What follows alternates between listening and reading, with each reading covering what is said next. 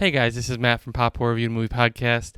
Peacemaker has ended, so what does it mean for the future of the DCEU?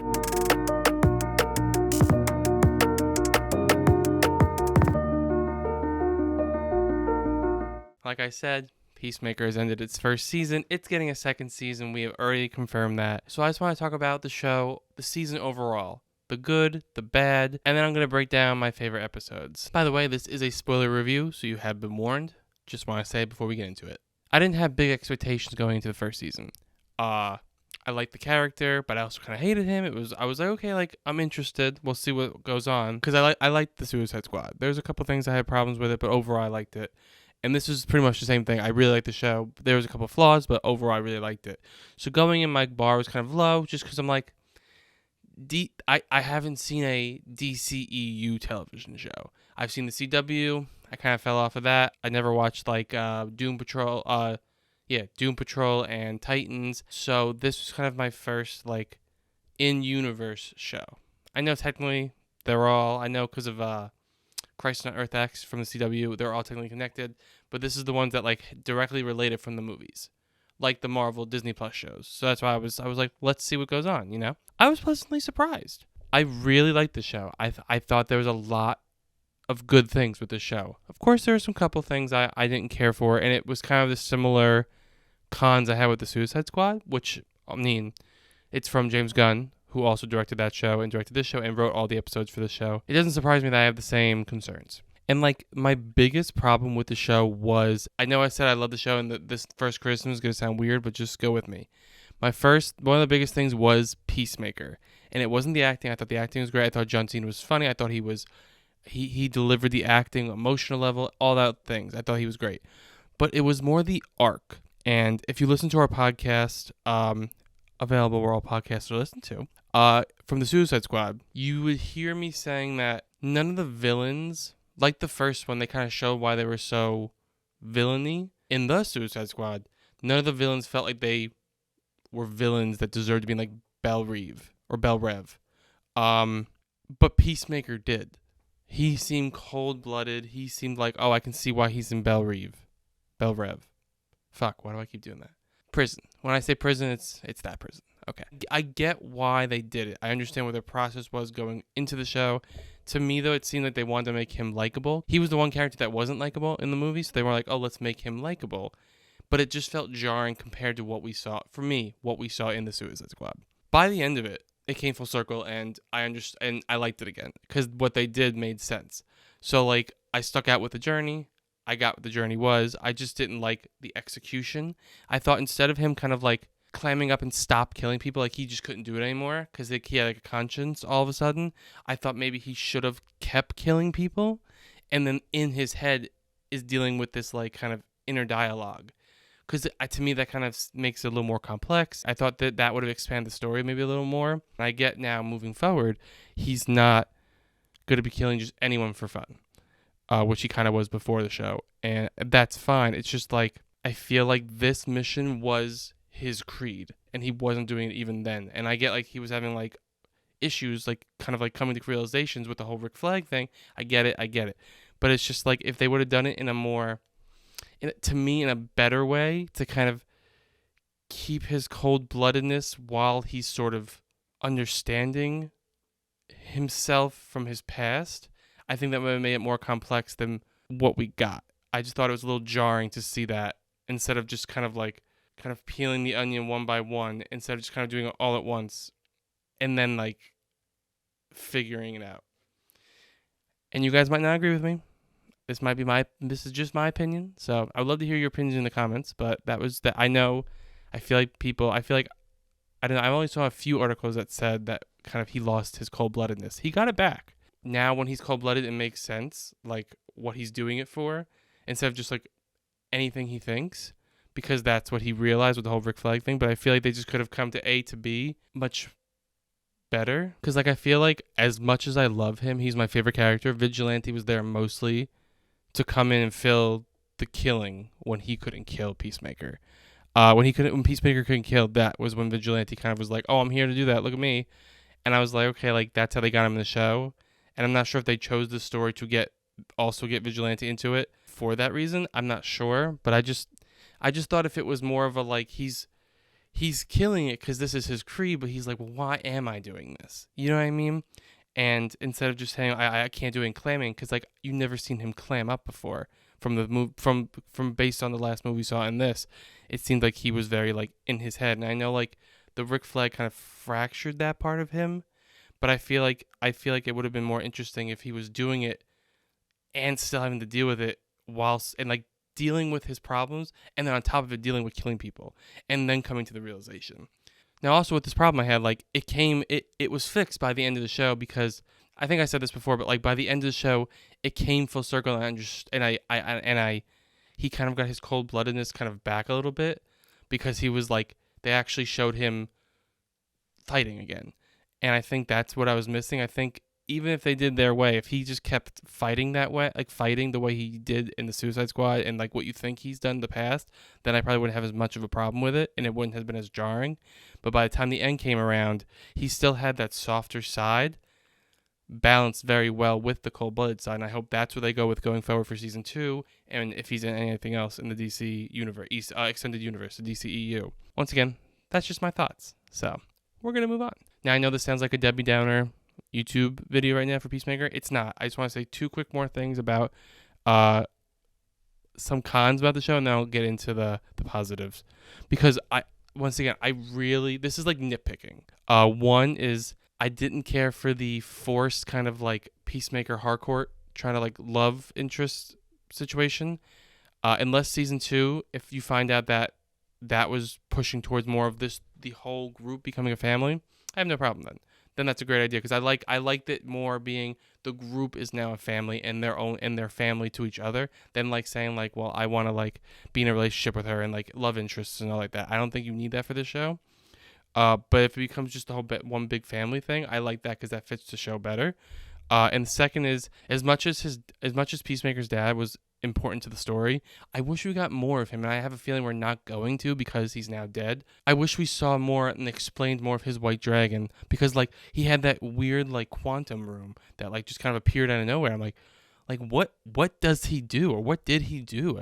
And I know he makes all this like all the suits and all the helmets for Peacemaker. I'm like, I would have loved to see like a prequel episode of like in the past and like showing him being the villain that he ended up being towards the end of the show and like how he got to that. As much as I loved his aspect to the story for the understanding of Peacemaker more, but for the current story, I love the butterfly story much more, so I was more interested in that. Actually, the more I think about it, there might be the dad probably is going to be back for the second season because of the ending in the 8th episode, so we probably will see him. I don't know if there will be like a episode all in the past, but James Gunn, if you're listening, maybe you should do that because really give a backstory to the two of them and the brother too as well. But the flashbacks in the show were great, which I wish they did like a whole episode of flashbacks. But those were the flaws I had with it. The last 2 were really nitpicky. The other one was something I kind of struggled with throughout the show. But the other one's very nitpicky. But overall, this show was great. It was true James Gunn fashion. The wildness, the music, the color, the directing. Like, it was just very James Gunn, and I loved every minute of it. It truly was like every episode I watched, I was like, it kept getting better and better. And it flowed so well from episode to episode. Like, this is really like a true, what, if you're taking something from the movies and really expanding on it in the TV show, this is how you do it. Like, this is up there with the Marvel shows. I thought it was very good, and it broke it down where it's not like episodic, but it really felt like one big, I guess it was 8 episodes, so like almost 8-hour movie. And I thought they did a really good job with that. And like I said, the story, so good. Like, it was, I just every week I was like, I need to know this more. If it was all at once and bingeable, I would have watched it probably in like 2 days because it's like you need to know what's happening with the story because the story is so crazy but also so interesting and so thought out and well written that I'm like, I need to know what happens. The acting was great. The character arcs for those were great, except like I said with Peacemaker, that was the only person I had somewhat issue with, but everyone else's character arc really was great. Like I said, Vigilante was an amazing character, and it's so weird because like I only know Vigilante from the Arrow show on the CW, which was a completely different character from how they portrayed him in this show. But like when you think about it, the character, like I think this was a great interpretation because it's like this person who just goes out killing people, and like this this very skilled person, just there's no heart to him. It's just he kills. And I'm like, that kind of sounds like the character they made, the crazy person they had in the show. And the actor was great. Vigilante was great. And like I said, John Cena was great. I was surprised by how much of the emotion he was able to tap into. The action was great. The music was great. Like I said, the directing was great. Like I said before, also, the writing was great. Really, besides those three things, there's not much to flaw with this show. So, like, as much as I talked about the flaws, those are really the only three flaws. That means it's a good show. I just really want to stress that. Like, I know I talked about the negatives so much, but like, the show was so good.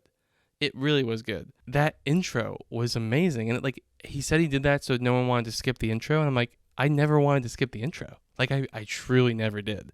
So mission accomplished, James Gunn. I am really excited to see where this story goes, because I think now that they kind of have him in a nice like middle ground of like empathy and cold-bloodedness, this character is really excelling and it can go a lot of places, and I'm excited to see where those places are.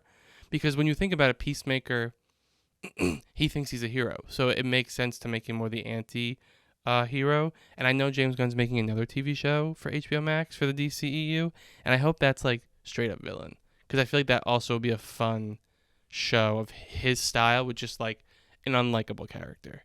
So I think that'd be fun too. So now I'm going to rate the episodes starting from least favorite to favorite. It was really hard to do this because all the episodes were great and there wasn't things that were like, oh, this one sucks, so I had to put it at the bottom. I'm more basing it on, because it flowed really well in a good way. It flowed really well. It was hard to like kind of pick because like to me the story all kind of just was like one big story. So it was hard for me to kind of like pinpoint each episode and pick for like a rating, because they're all really good. So I tried my best to like pick out moments that I liked the best, and that's how I kind of chose the best and worst. And that's not really the worst. It's just, like I said, I kind of just pinpoint my favorite. It's really my favorite, what episodes have my favorite moments, and like which ones had less of my favorite moments, but still really good. This is a very hard show to review because it's like I love it, but like it sounds like I'm shitting on it, but I'm really not. It's good. Or it's just in my head and I'm talking to a camera right now thinking I'm shitting on something and you're all like, can you please stop saying that? So I'm going to stop saying that and we're going to go to the episodes. Number 8 was episode 3, Better Off Dead. And it's because this episode had that scene where he just like stopped killing people and it just was like vigilante came and was like, oh, I'll kill someone, sure, boom, boom, boom. This episode had like a lot of the story arc parts that I didn't care for, so that's why it's at the bottom. But the end scene was great. Once again, the music, he loves music in his stuff, in his work, and I think that really helps the show. And then you literally find out Project Butterfly is about butterflies. So you do get that answered. Number 7 is episode 2, Best Friends for Never. You know, it was very good. But it was just, you know, still setting stuff up. It hadn't gotten to like the full like meat and potatoes of like, damn, we're like into the story. Number 6 is episode 1, A Whole New World. And this one, actually a really good pilot. It's the top out of all the first 3 that dropped, because it's like, it was a strong like, oh, I'm interested in what's happening. And it kind of, you know, kept building. But this one was like, oh, wow, like I'm interested in the story. Like what is going on here? So that's why it is at number 6, the pilot, I guess you can say. Also, you see Viola Davis, which is great. And then number 5 is episode The Chode Less Traveled, which was episode 4. Number 4 is episode 7, Stop Dragging My Heart Around. And that was the second to last episode. A lot of things were coming to like full peak, and it was very interesting. It kind of had both stories kind of coming out ahead, and this is when they balanced both stories the best. I thought like it was kind of ending his father's story, and it was kind of like, it was sort of like the beginning of the end for the butterfly story before the last episode. So I thought and the action was great. I thought it was really well done. And another like special moment for this episode was like when Myrn died, Hardcore kind of took the spot of the leader, and I thought that was a great moment for the show as well, and also adding to the great character developments for all the characters, especially Hardcore, because she really opened up and like softened as the show went on, and like this was her being able to kind of like toughen up and be the leader again while using all that new emotion she kind of gained from the others, you know. So that was also great for this episode. Number 3 is Monkey Dory, the 5th episode.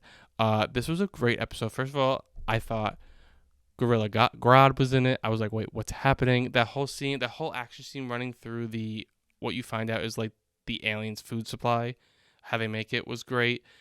This really showed, I think, great balance between Danielle Brooks, who played Amanda Waller's daughter, and Peacemaker, because I thought they had a really good chemistry together, and I thought those characters really, I think besides Vigilante, it was like Adebayo and Peacemaker, who were some of my favorite characters, and their banter back and forth was great. I thought they had great comedic timing, great just acting together. They were great scene partners. And then at the end of that episode, you find out Myrn is a butterfly, which was, like these episodes, I think like streaming has to end on really like big cliffhangers that you want to watch next episode. And this one was another one where I was like, Myrn's a butterfly. No, you knew Myrn was a butterfly already, but like you found out someone new, and like there was a confrontation, like because you see the butterfly in his head. That was great. My second favorite episode is the finale. It's Cow or Never.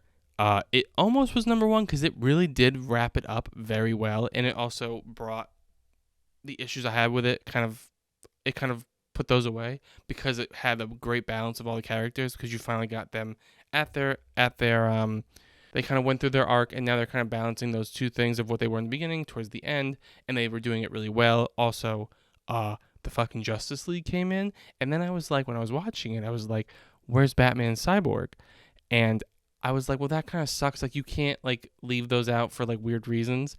And apparently I think they actually filmed with Cyborg and Batman, and they cut him out for reasons that James Gunn said, I don't know if I can say. So, Flash multiverse, maybe? Who knows? We'll have to wait and see. And I hope it's something, because I hope it's not just like there was problems with those characters, they didn't want to use them. So I really hope there's a reason why they were missing. And that cameo was so good, so great. I was like, my jaw. Let me move from the microphone because my jaw was like. There was a lot of mentions of other like villains and stuff throughout the show, which was great. Like all these like niche villains that like you feel like they're never gonna bring into the universe. But like this one was the first like actual, like really the first in-person cameo that this show had. And it was like, holy fuck. It was great. It was great. Also, there was like a giant space cow. True, typical James Gunn in the best way. And my number one favorite episode was episode 6, Myrn After Reading. Like I said, I think the reason all these episodes had great stories, and I think I was going to put the finale because it wrapped it up really well first. But the reason I put Myrn After Reading as my first episode is because of that, how that episode ended. I thought this episode was great because like I thought this episode was very like strong with Detective Song, and I thought what they did with her in this episode was really good, and how she just kind of like even that actress was in this episode was amazing, because it went from, you know, her normal self to a butterfly pop invader. I don't know how to describe it, but it was really great, especially that ending where she just takes over the police station, and it's like killing everyone, or they're getting invaded. Is there another word for that? Taken over. They're getting taken over, and it's just that song that's playing, and then you find out literally like there's a mass amount of like they pretty much took over, and now they're in human form and they can do a lot more. And it was that ending to that episode was so good. I can watch that over and over and over again. It was really good, because it was like a tinge creepy, but yet still kind of like big spectacle sort of. So like they balanced, or James Gunn balanced that kind of very well. I really did like Detective Song, and I thought her story in that particular episode was great, from being taken over by the butterfly to the end, like I said, with the great ending scene with like everyone at the police station, police, detectives, the people in jail all getting taken over. So that was really great. So yeah, that was my kind of review of the whole season of Peacemaker. There's gonna be another season. We know that for a fact. I am excited about it. It was great. It did have a few flaws. Let me know what you think in the comments, because I'm curious what everyone else thought about it, because I don't know if HBO Max if everyone has HBO Max and they're actually watching this stuff. So I'm curious to see how many people actually watch Peacemaker, and if they're really liking it and stuff like that. But I am excited to see where James Gunn goes in the DC universe, because I know he's doing other stuff. But also if where this leads into the DCEU as a whole. So I am really excited. Thank you for watching. Thank you for subscribing. Click around a YouTube page. Cheers.